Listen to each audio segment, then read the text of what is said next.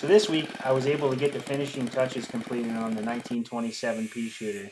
The other thing we got to do was finish up the 1919 Boardtrack bike, all in preparation to get ready for the Sons of Speed races coming up here March 2nd at New Smyrna Speedway. I decided to cut the oil line and insert a rubber section, and I'm doing this because this is a race bike and I wanted to make sure that any kind of vibration or issues like that wouldn't cause a problem. This is a very typical fix. When you don't want to run a hard line, you insert a piece of rubber and it keeps the vibration to a minimum on the ends of your fittings to prevent oil leaks.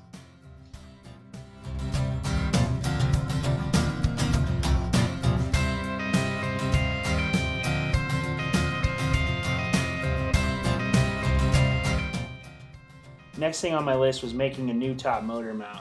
To do this, I had to measure the space between the frame and the top stud on the engine itself, make a piece on the lathe real quick, and then throw a bolt through it.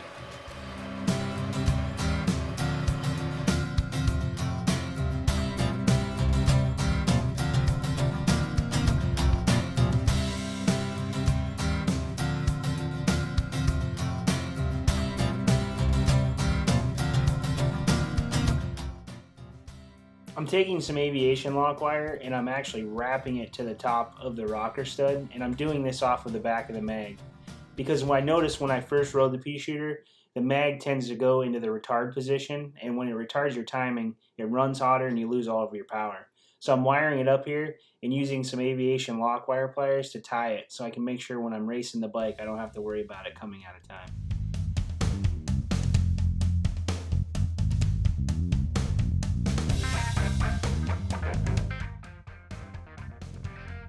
So with the heads retorqued and everything squared away, it's time to do an actual test run on this bike.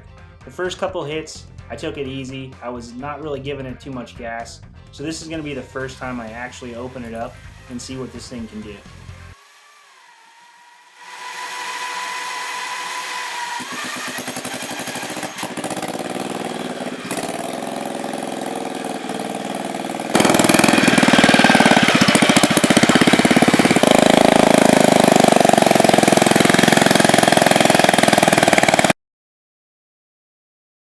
Switching gears over to the 1919 Twin, I had to finish putting the motor together.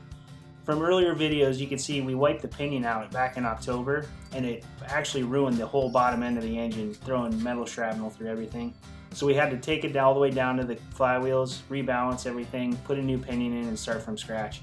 I had the rear cylinder on already, so here I'm putting on the new front cylinder, new piston, new wrist pins, all new rings, and putting it all back together.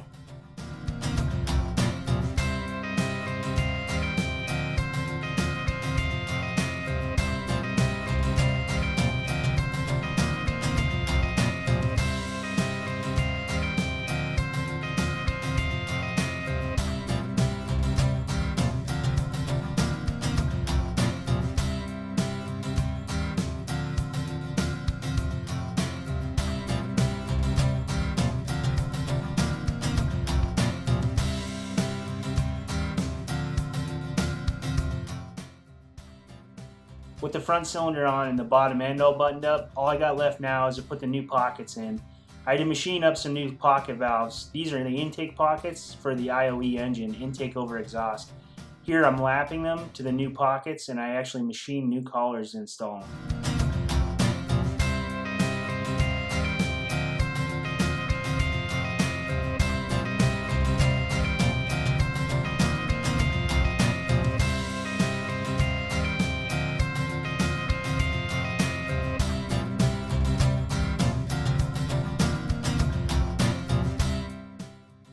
With final preparations of both bikes, I'm buttoning up the 1919 and the Peashooter's ready to go. I get ready to fire these things up and take them out for one last test hit on the road, just to make sure everything's okay before we head down to Florida. Per the usual, nothing ever goes as planned, so when I went to go fire the 1919 up for the first time, I actually had no spark. And long story short, it wasn't the problem of the magneto. I had accidentally pinched the condenser wire on the case of the magneto, so I lost all spark. I had a spare mag here, so I actually changed the mag out, retimed the bike, and here it fires right up.